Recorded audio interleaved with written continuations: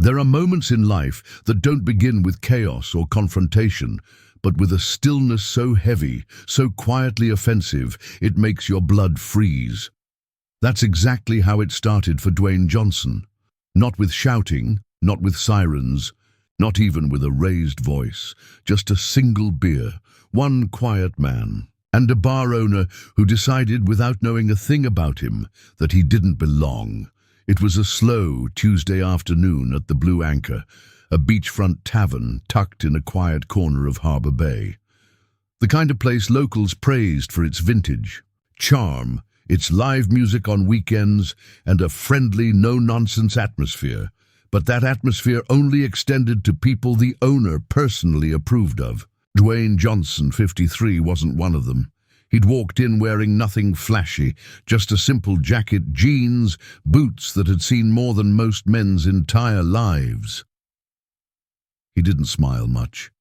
His eyes scanned the room the way only someone trained. To survive scans a battlefield.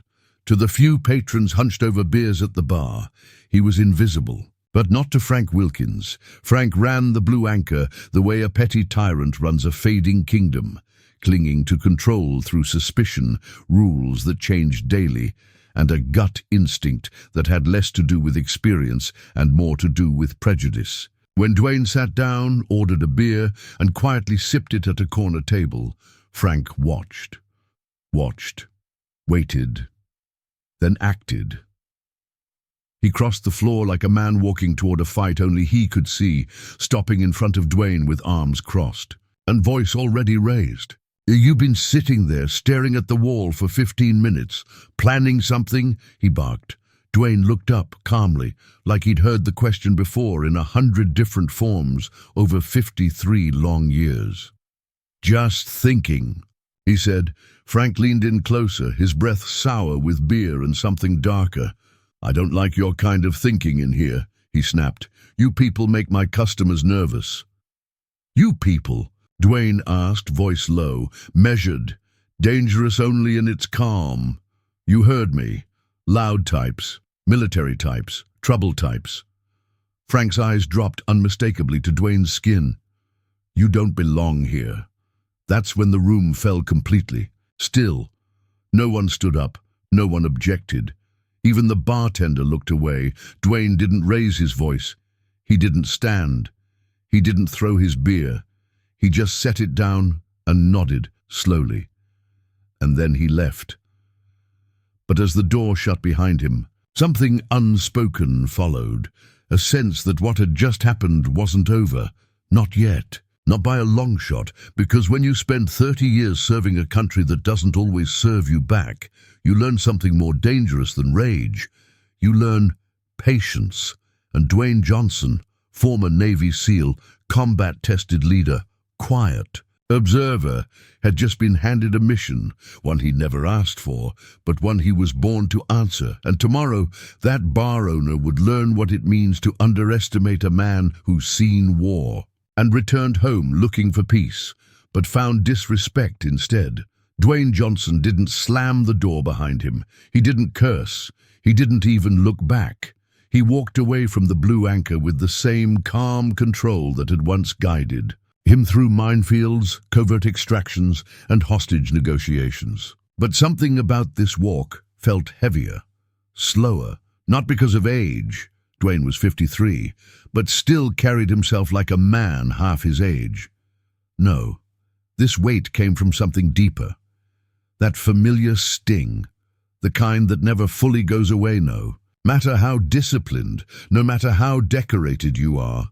He'd felt it before, in boot camp, in the South, as a young black man with too much pride and too little protection. He felt it in airports when traveling in uniform and still being eyed like a threat. But there was something especially jarring about feeling it now. After everything he had given, everything he had lost. For a man to look at him and see nothing but trouble. He returned to his apartment, a modest place with peeling paint and mismatched furniture. He hadn't bothered to decorate much. After 3 decades of SEAL life, Dwayne had grown used to temporary quarters, used to the idea of not staying anywhere too long. But he'd hoped Harbour Bay might be different. A small town with ocean air, far from the politics and noise. He didn't want a parade. He didn't want thanks. He wanted a quiet corner of the world to think, maybe fish, maybe write. But mostly, he wanted peace. Tonight, peace had been denied. He stood in the kitchen, beer still cold in his hand. His mind replayed the scene. Frank's face, that sneer, the words, "You people," the implication behind every syllable. But Dwayne didn't pick up the phone out of anger. He picked it up out of habit, a different kind of instinct. Years of training had drilled into him one truth. You don't go into battle alone. He opened a secure app on his phone, one only a handful of people still had access to. A closed channel used only by Team Viper, his former SEAL unit. He hadn't used it in months, not since the day they saluted him out of active duty with an honorable discharge after an injury he refused to let define him. He typed 5 words. Just 5, blue anchor, Frank Wilkins, discrimination, and then one more, FYI. He didn't hit send right away. His finger hovered over the button, and for a second he questioned himself. Was this petty? Was this making a big deal out of something small? But then he remembered the look in Frank's eyes, the way no one spoke up, the bartender who looked away, the other patrons who suddenly found their drinks fascinating. He hit send, and that was it. He wasn't asking for backup. He wasn't calling in favors. He was just doing what he'd always done, reporting intelligence, letting his people know the lay of the land. What Dwayne didn't know, what he couldn't have predicted, was how that single message would ripple through a brotherhood trained for silence, but never for surrender. Because while he had chosen not to fight back that day, others were already preparing to.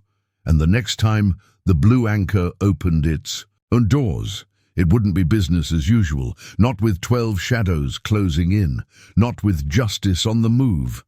Frank Wilkins liked to believe he was a man of order. He ran the blue anchor with the pride of someone who thought he'd earned the right to decide who did and didn't belong. On the surface, he called it standards, but in truth, it was something uglier. Behind the nautical decorations and the faded charm of old sailor stories pinned to the walls, Frank operated by rules no one saw written down. Rules that shifted depending on who walked through the door and how they looked when they did. To the tourists, Frank smiled just enough. If you had a clean shirt, a fat wallet, and didn't ask too many questions, you were good to go. But if you were local or military or, God forbid, both, and didn't fit his mold, you were met with something colder, a stare, a delay in service, a comment muttered just loud enough. Frank thought he was being subtle, but everyone who'd lived long enough to see the patterns knew exactly what he was doing. What Frank would never admit, not even to himself, was that his so-called experience with troublemakers wasn't really about behavior. It was about fear. Fear of the kinds of men who had seen war and didn't flinch, men who carried themselves with quiet confidence, with discipline, with presence. Men who, in Frank's eyes, threatened the illusion of control he clung to behind the bar. And nothing unnerved him more than when that kind of man was black. Frank's dislike of the military dated back to an incident years ago. Some sailors had gotten into a scuffle at his bar. Nothing serious. A chair tipped over. Voices raised. But in Frank's mind it became a defining trauma. It grew, mutated, warped over time, until it was no longer about that one night. It became a blanket assumption, an excuse. He'd tell Mike, his hired muscle, a failed MMA fighter with more bulk than brains. You can always tell. They come in acting all calm, but it's a front. They snap just like that. Mike would nod, smirk, and stand a little taller near the door, arms folded, like a junkyard dog waiting for a reason. So when Dwayne Johnson walked in that Tuesday, Frank felt it instantly. That old, irrational alarm bell ringing in the back of his head.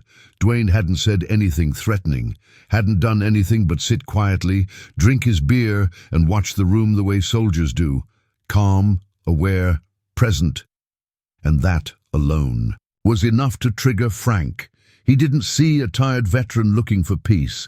He saw someone who didn't fit, someone who made him feel small.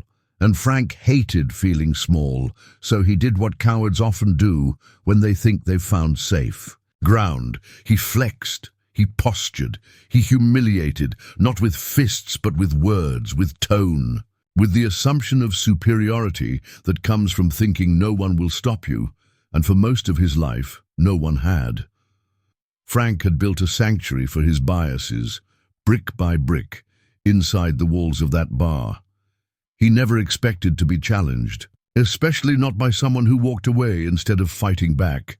But what Frank didn't know, what he never imagined in all his years of puffed-up policing behind a bar, was that some men don't come back with noise. They come back with purpose, and Dwayne Johnson wasn't coming back alone. The next morning began like every other for Dwayne Johnson. At 5:30 a.m. sharp, 14 years in the SEALs had wired his body to wake before the sun. No alarm needed. But that morning, his phone rang before he could lace his boots. Unknown number, secure line. Only one group ever used that channel. He answered. "Dwayne," the voice said, firm, familiar, and unmistakable. "Commander," he replied, instantly alert, the way only a SEAL can be when instincts override sleep. "Carlos Hernandez, former team leader, the kind of man who could command a room without raising his voice." "I got your message," Hernandez said. Then a pause, long enough to carry weight, short enough to leave no doubt. "I spoke to the others. We're interested in this establishment." Dwayne sat up straighter, even though no one could see. "Him. Sir, I wasn't—" "When something affects one of us, it affects all of us," Hernandez cut in, flat but final. "Besides, some of us are being transferred to West Point Naval Base. It's about 30 minutes from Harbor Bay." That revelation hit harder than expected. His old unit, moving this close. Dwayne hadn't known. Life after discharge often felt like a door closing on a past that others kept walking through. But now the past was catching up in the best possible way. "That's unexpected," he admitted. "Very interesting timing," Hernandez said. And then the tone shifted. That low, deliberate cadence Dwayne recognized from mission briefings. "We've been looking for a place to unwind on weekends, a beachfront bar, for example. We thought we'd check out this Blue Anchor place, see if it welcomes military clientele." There was silence on the line, but it wasn't empty. It was thick with meaning. Dwayne almost smiled. "I understand," he said. "Meet me for coffee. Tomorrow. Porter's Diner, 8 a.m. I'll be there, sir." The next morning, Dwayne walked into Porter's with that same quiet stride that once made enemy scouts miss him entirely. At a corner booth, Commander Hernandez sat waiting, graying. Hair, military posture, civilian clothes that couldn't disguise the discipline in his bones. "Marcus," he said, then paused.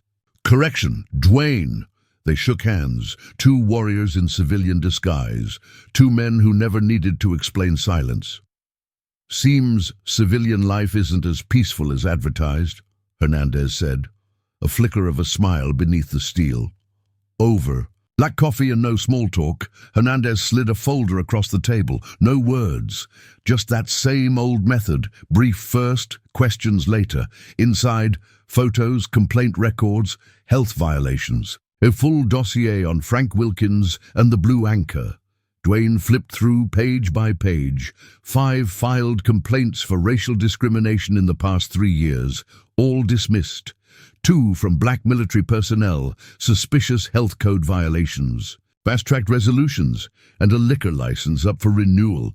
"How did you get this so fast?" Dwayne asked. "You're not the only intelligence operator on the team," Hernandez replied, sipping his coffee like he hadn't just handed over a bombshell. "We have friends in the right places. Business licensing, IRS, regulatory commissions.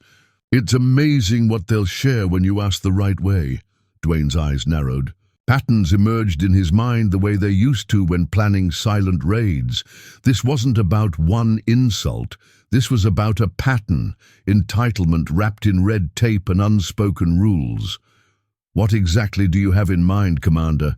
He asked. Hernandez leaned back, that familiar glint in his eye. 6 of us are off duty tomorrow. We're all curious. We might drop in, casually. Dress code? Dwayne asked, though he already knew. Very casual. And just like that, the operation was in motion. No weapons, no camouflage, just a dozen men who never forgot how to move as one, and a bar about to learn that Brotherhood never retires. Friday afternoon came with a golden sky and a breeze off the water that made Harbor Bay look like a postcard. Inside the Blue Anchor, Frank Wilkins was in his element, grinning too wide, laughing too loud, playing king in his self-declared kingdom. He had no idea the tide was already shifting beneath his feet. As the bar filled up for the early dinner crowd, he moved behind the counter with the swagger of a man who believed the world bent to his comfort. Mike stood near the entrance, arms crossed, doing his usual routine of silent intimidation.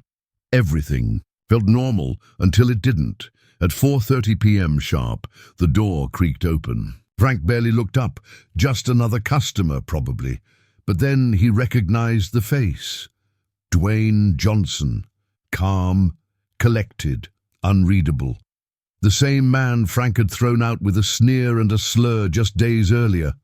Frank's eyes darted to Mike. A subtle nod, a warning. But before Mike could take even 2 steps forward, the door opened again, and again, and again. One by one, 12 men walked into the bar. Every one of them moved with the same quiet force. Straight backs, steady eyes, no wasted motion. Different skin tones, different builds, but all wearing that unmistakable aura of training and control. Half black, some Latino, a few white. Together, they formed a picture of America's true strength, not sameness, but unity. The regulars went silent. Conversations dropped mid-sentence. The music, once lively, now felt distant, like background noise in a slow-motion scene. Frank froze. The men didn't speak. They didn't cluster. They spread out across the room, seamlessly positioning themselves like it was second nature. They didn't have to say who they were. Everyone knew. Commander Carlos Hernandez walked straight to the bar. "Mr. Wilkins, I presume," he said, voice calm but unshakably firm. Frank swallowed. "Yes. How can I help you?" "My name is Carlos Hernandez. These are my colleagues," he replied, casually nodding toward the room.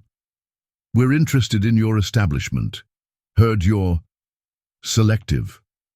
I don't know what you mean," Frank stammered. "Everyone's welcome here." Hernandez gave the kind of smile that didn't reach his eyes. "Interesting." He gestured, and one of the men, tall, lean, known only as Doc, stepped forward and placed a folder on the bar. He opened it without a word. Inside, records, photos, complaints, 5 reports of racial discrimination, Doc said plainly, all dismissed without follow-up. 2 from black military personnel, and here, he flipped a page, 2 recent health violations. Resolved with surprising speed. Frank's face paled.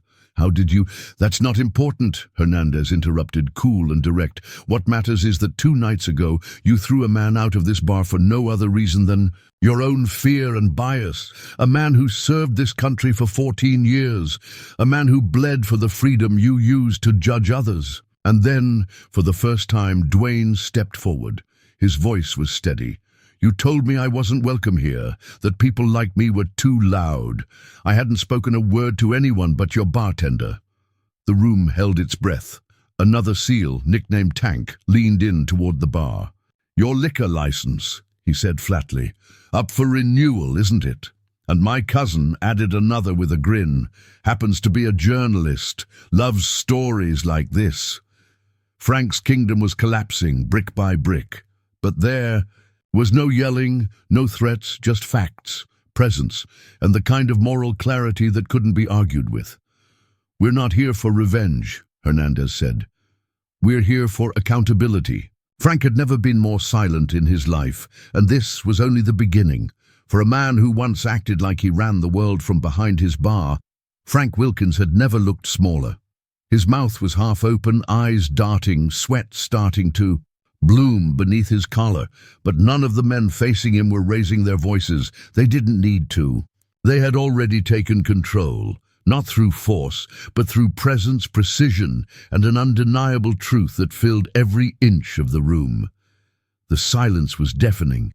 That's when Doc slid another sheet of paper across the counter. It wasn't a threat. It wasn't a lawsuit. It was something far more potent. A detailed document, carefully worded, legally vetted, and signed by witnesses, outlining the expectations moving forward. It called for a complete policy shift at the Blue Anchor, a prominently displayed anti-discrimination pledge.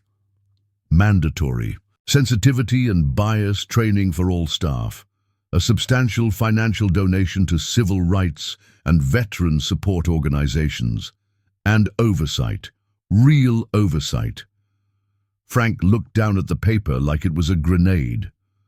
"This is extortion," he muttered, barely above a whisper, his tone stripped of the bravado that had once filled every corner of his voice. "No," Dwayne said quietly, stepping forward. "It's an opportunity." His voice wasn't angry. It was calm, controlled, the kind of calm that only comes from someone who's had to stay composed while chaos burned around him.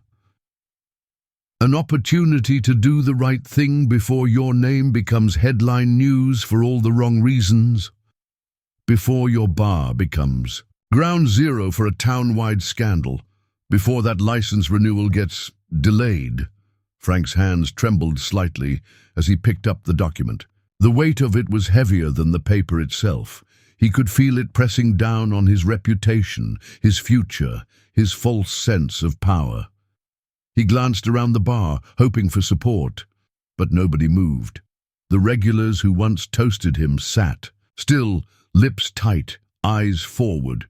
Even Mike, the bouncer he counted on, was frozen near the door, looking suddenly very small next to the wall of disciplined strength standing before him. "And if I refuse?" Frank asked, one last flicker of resistance in his voice.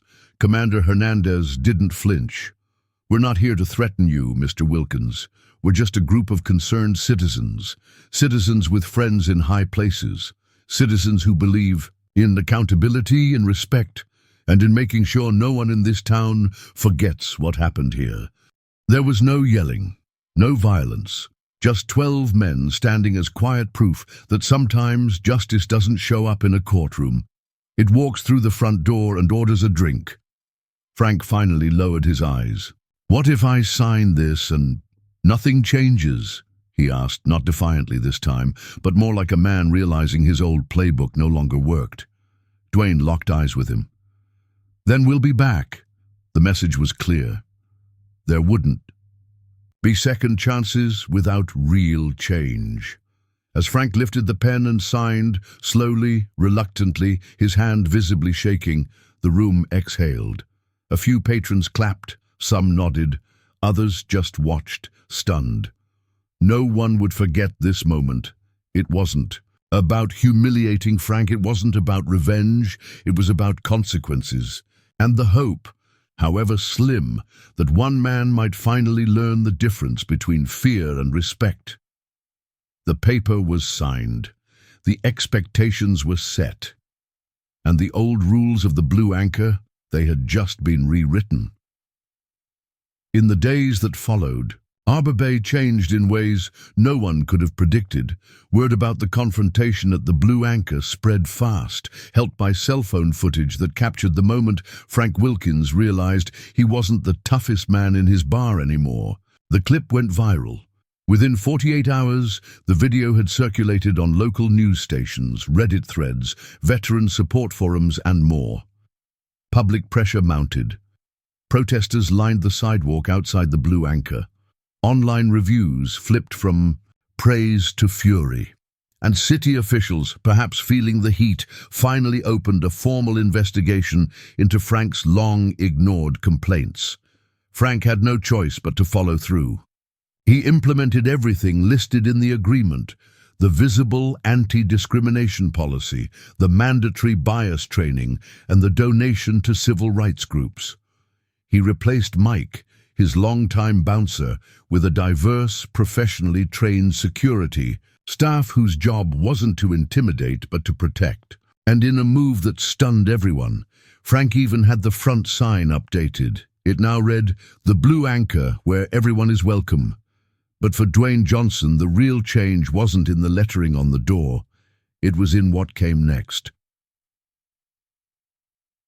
3 months after the day he was forced to walk out of that bar, Dwayne sat peacefully on the Blue Anchor's newly renovated patio, beer in hand, watching the waves lap against the pier.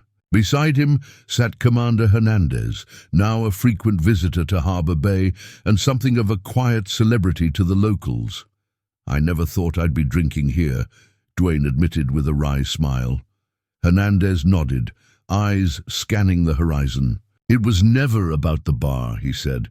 "It was about showing people that even in the smallest corners of this country, there's accountability." But it didn't stop there. Harbor Bay tours and adventures started as a side idea, a way for Dwayne to apply his navigation skills and SEAL survival training to civilian life. A rented boat, a few coastal hikes, some curious tourists. That's all it was meant to be. But when word spread that the business was run by a veteran, the veteran from the Blue Anchor story, interest skyrocketed. Within 3 months, he had 2 boats, a fully booked calendar, and a growing wait list. He hired 4 unemployed veterans, training them himself, building not just a team, but a purpose. And then, one quiet evening on the dock, Hernandez brought something unexpected to the table. "Ever think about expanding?" he asked, sliding a brochure across the table. Dwayne raised an eyebrow. "More boats?" "More everything," Hernandez replied. "The team and I pooled some funds, thought about making it a group venture, an investment in our future. Your business, it's more than tourism, it's transformation." That same week the deal was signed. Harbor Bay Tours would now have 5 boats, 12 staff, many of them vets looking for their second chance. And back at the Blue Anchor, something else had changed too. On Friday nights, the place was full. Locals, tourists, sailors, civilians, all, shoulder to shoulder. A veteran band played on stage, and Dwayne, once rejected, was now the face everyone nodded to in recognition. Frank still ran the business, but quietly. He rarely came out from the back office anymore. When he did pass Dwayne, it was with a stiff nod. There was no warmth, no apology, just an unspoken truce. And that was enough, because Dwayne wasn't chasing an apology. He was building something better. 6 months had passed since that quiet revolution inside the Blue Anchor. What once was a bar known for whispers of exclusion had become something else entirely, a symbol of what can happen when silence meets resolve, when brotherhood becomes action. The transformation hadn't come easy. It never does. But it had come. On a warm Friday night, the Blue Anchor was packed, not in the chaotic way of drunk tourists or loud sports fans, but with something richer. Laughter that didn't feel forced. Music that came from a band made up entirely of veterans. Stories shared between strangers who, just months ago, wouldn't have sat at the same table. The air carried not tension, but a strange kind of peace. Earned, not granted. At a corner table, Dwayne Johnson sat with a quiet drink and a full view of the room. His eyes scanned the space, not in caution but in quiet pride. Across from him, Doc nursed a soda and nodded toward the crowd. "You know," he said, "most people think revenge means tearing something down." Dwayne didn't reply right away. He took a slow sip, watching as a young sailor and a local fisherman high-fived over a pool game. "That's the easy kind," Dwayne finally said. the kind that burns everything down just to make a point. Doc smiled. You didn't do that, you built something. This wasn't about Frank, Dwayne said, his tone firm but low. It never really was. It was about making sure that the next kid who walks into this place, whether he's wearing a uniform or has the wrong accent or the wrong skin color, doesn't get told he doesn't belong. The two men fell into silence again, but it was the kind of silence veterans understand, comfortable, heavy with meaning. Across the room, Frank Wilkins worked the bar, not with swagger, not with a smirk, just methodically pouring drinks, staying out of the way. He made no eye contact with Dwayne, but they both felt the presence of the other. Frank hadn't become a different man. Few like him ever do. But the weight of scrutiny had reshaped his behavior. And sometimes that's the best kind of change, the kind backed into a corner and forced into daylight. A small sign above the bar now read, 5% of all profits support veterans and anti-discrimination initiatives. It wasn't just there. For show, every dollar was accounted for, because these days the blue anchor had too many eyes watching. Out on the boardwalk, Harbor Bay tours and adventures had grown beyond anything Dwayne could have predicted. 5 boats, a 12-person crew, 7 of them veterans, bookings stretched months in advance, and in every tour Dwayne would share not just stories of the coastline, but of honor, grit, and the power of choosing transformation over retaliation.